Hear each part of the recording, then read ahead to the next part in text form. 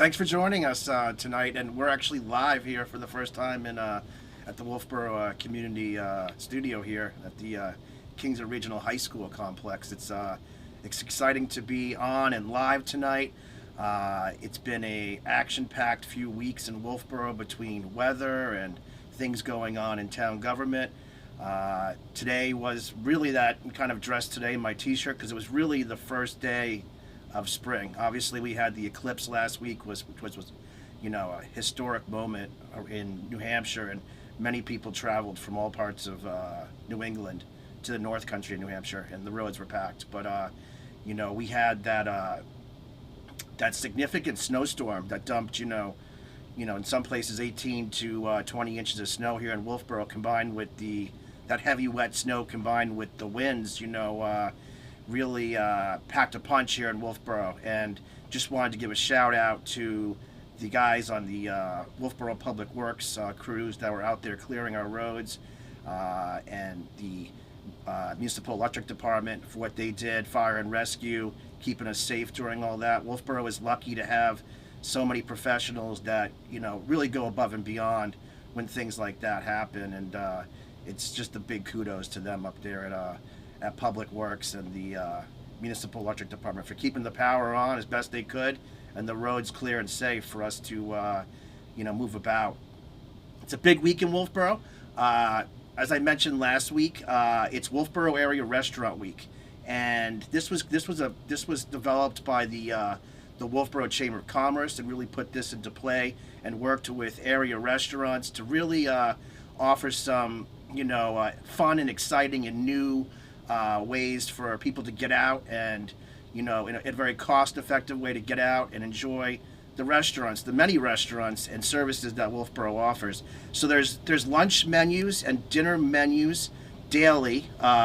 If you go to wolfeborochamber.com, there's a whole list of the restaurants. There's also, it's important to mention some of the sponsors. The presenting sponsor was the Amoskeag Beverage Company. Granite sponsor was Eastern Propane and Oil, and Infinger Insurance, which is up in Conway, New Hampshire. Some of the participating restaurants for this week, and if you go to wolfeborochamber.com, you can click on the icons on the page for each individual restaurant, and what then will pop up is some are offering both lunch and dinner menus, and some are offering just dinner menus. So Morrissey's Front Porch and Pub, Nolan's Brick Oven Bistro, the Wolf Trap Fish Market, Trenta Restaurant, the Back Bay Diner, Local Topia, the Wicked Loon, Wolf's Tavern, Harmony Coffee House, Garwood's Restaurant, O Bistro, Marker 21, and then there's Butternuts, which is right next to Bradley's Hardware in downtown, offering some menu items there for people to, during the week, if you're out about, you're looking for a quick lunch, maybe hit up the menu and check out one of these restaurants you've never tried before, or if it's one of your favorites and you want to get out there and try something new that they're offering as a special, be sure to go out there and enjoy and give business. This time of the year, it's a little slow before the season kind of takes off here in Wolfeboro, so get out there and explore and help out your area restaurants. During Restaurant Week, I just clicked on this page too. There are also some specials. The Cottages of Wolfeboro, which are on Center Street in Wolfeboro, are offering 15% off, and there'll be a bottle of champagne in your room if you mention Wolfeboro Restaurant Week when you book. The Windrifter Resort is also offering 15% off per night if you're staying for 1 or 2 nights, and 20% off per night for 3 or more. You must mention the Restaurant Week. And finally, the Lake Wentworth Inn, 15% off your rooms if you mention Restaurant Week and you book. So Restaurant Weeks, it's one of those things the Chamber does, and it's new events throughout the year that are kind of taking off. And so get on the Chamber website, check the Chamber out. They're doing a lot of cool things here in Wolfeboro to support area businesses that belong to the Chamber. And if you're a business here in town and you want to learn more about the Chamber or want to join, they have a yearly fee, and you get a lot of bang for your buck when it comes to the Chamber and what they can do, what they can offer to you as a business here in Wolfeboro.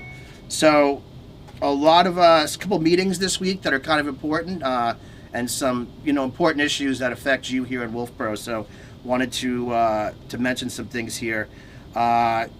We have a selectmen's meeting, which is this Wednesday night. It starts at 6:30 p.m. It's in the Great Hall, which is the town hall. This week, they're going to be talking about the Pop Whalen operations report. So that's going to, the Pop Whalen obviously underwent a major, they tore it down, we rebuilt it, and it's a great asset to the residents of Wolfeboro. And so they're talking about, the financials now. What did it bring in this past winter as opposed to years previous? So that's going to be at the Board of Selectmen's meeting this coming Wednesday, 6:30 p.m. at the Great Hall. There's a planning board meeting also this Tuesday, and that starts at 7 p.m. at the Great Hall. And just to go over a few of the agenda items, and I'll give you a little bit more after I go through the agenda with you. They're going to be talking about multifamily discussion, and this is a public notice. It's a public forum. It's a way for you to get out there and voice your opinion on multifamily. And so recently, the state of New Hampshire has the House just passed legislation, House Bill 291, which allows property owners in the single-family zoning to build up to 2 accessory dwelling units by right, and it also it prohibits the zoning and planning board from not allowing those things. So you typically, before these 2 bills were passed, the towns had the ability to say how many accessory dwelling units you could have, and in Wolfeboro you couldn't have any. So this legislation passed the House Bill 291, and it would permit area residents to have 2 accessory dwelling units in that zone that they weren't allowed to before. I think this is where the planning board is going to be looking for input, and how it gets managed in the future, and what it looks like for the town of Wolfeboro going forward, with the potential for more building and more ability for people to build additional dwelling units on their property.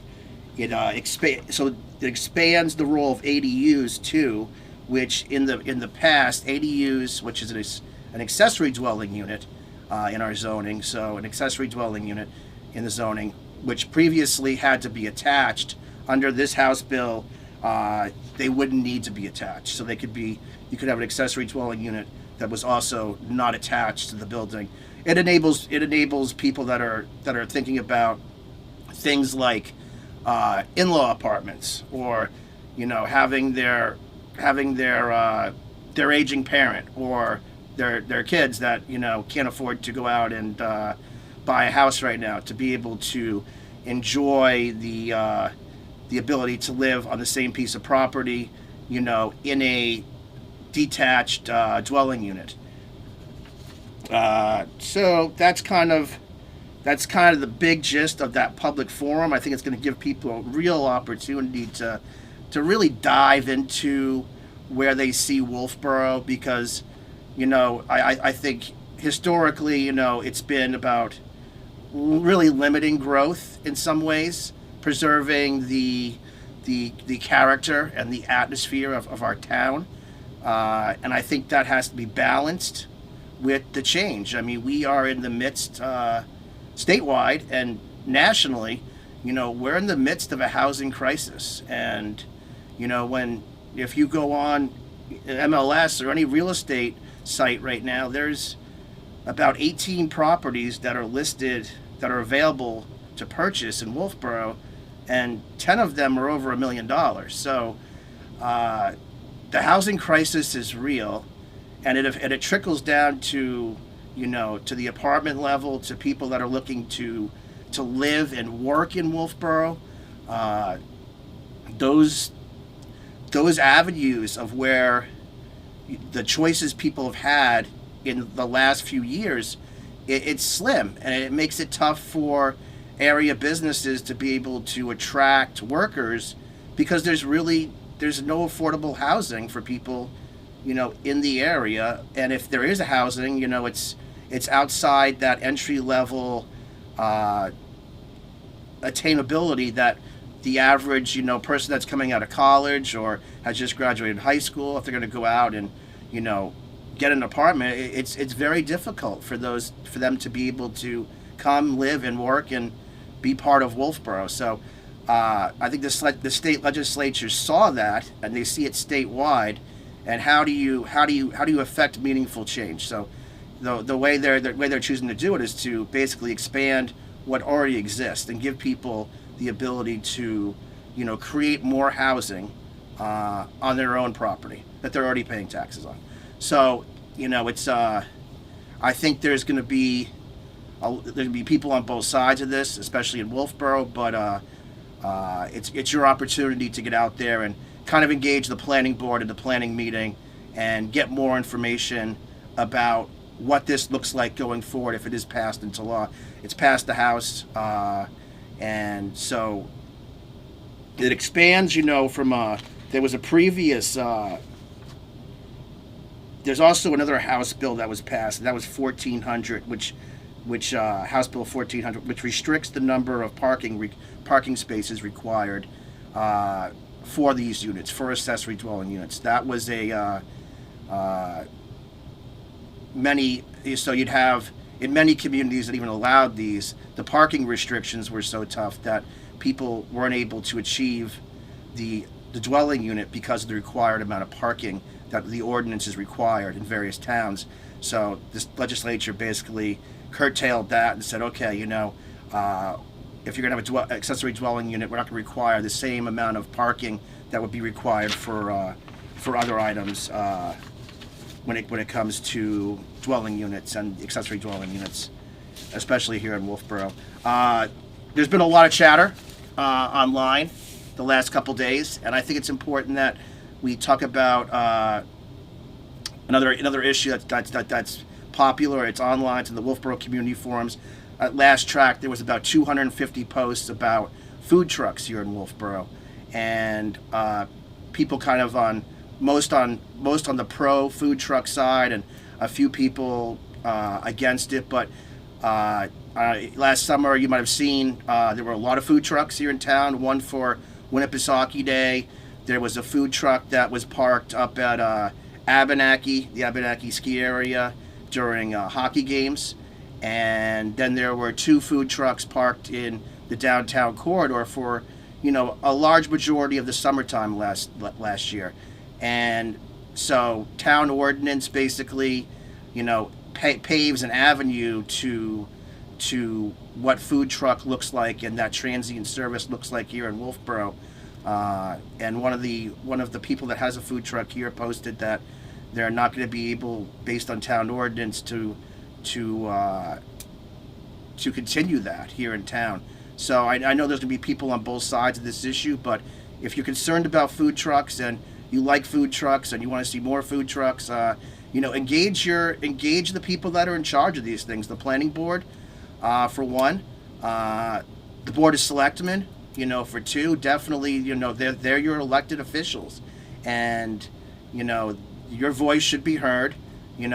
It's great when you could go on a forum and chat about it with other people, but the people that need to hear about these things are the people that you elected to do your will, the people's will. So if people are out there and they want to get out involved, well, go to selectmen's meetings. There's a public input session at the end. I believe they're working on getting a public input session in the beginning of those meetings too. That's where your voices really get heard, because going on a community forum, it's great, and people do read that, but going to a meeting and getting up and speaking in a public format is what really drives the discussion and gets other people talking and lets your leaders know that these are the things you're thinking about here in Wolfeboro. Pro food truck, against the food trucks, whatever it is, get out there, have your voices be heard, because I'll tell you, as someone who has sat at meetings and been elected as to the Board of Selectmen for 6 years and zoning for almost 8, Sometimes it's the people that come to the meetings that get heard that often influence a lot of what happens here in Wolfeboro, and it's by and large the same people over and over and over again. So if you want to get involved, get out there and and press the flesh and get in front of these people and put them on the record. That's what I don't think we do enough of that in Wolfeboro. Let's get people on the record and get them talking and make it known what you want. Pro or con to whatever issue is out there. A lot of these things get done, and then after the fact, people are like, I can't believe X happened, and it's shocking, but these things are publicly noticed, and it's sometimes hard for people with a working schedule. You have kids and you work till 5 o'clock at night, and a lot of these meetings are at 6:30, 7 o'clock during dinner time. But if you're passionate about stuff, you got to get out there and you got to be heard.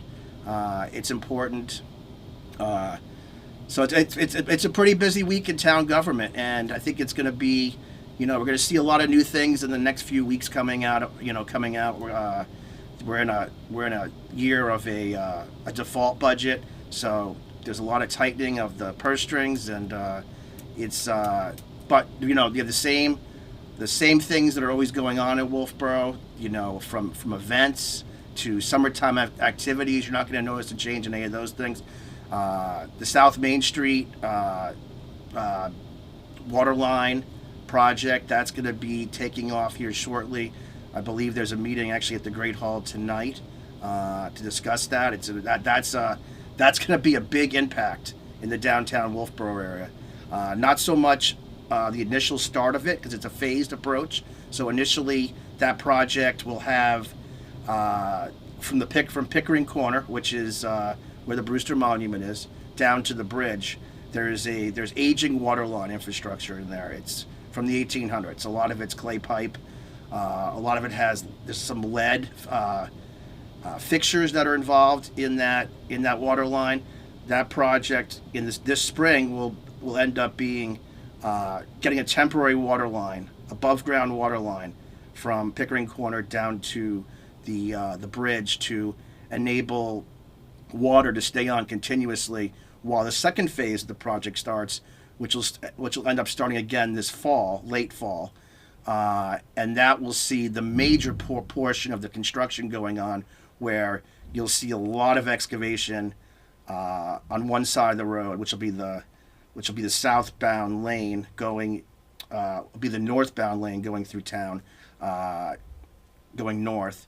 That lane contains the water line, that aging water line. So you'll see a lot of disruptions coming fall.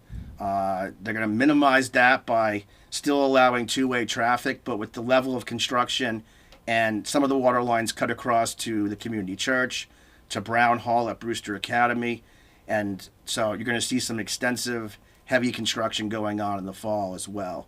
So just be aware that meeting's going on tonight. It's an informative session to an update on, when they're going to be starting, to where they see the project and where they see it finishing it up. So that's the first phase of the project. There'll be a later on phase of the project coming in probably 25, where you'll see the sewer line in that same area redone as well. So a lot going on in Wolfeboro this week, so get out there. There's a lot of meetings. There's a lot of information. Of course, you can always follow it on Wolfeboro Community TV. You can also email Wolfeboro Community TV at wctv25@gmail.com. We do have call-ins here too, and we're excited to be doing the first show live, and I'm excited for guests the next couple weeks. So thanks for joining me today, and be kind to each other out there. Thanks.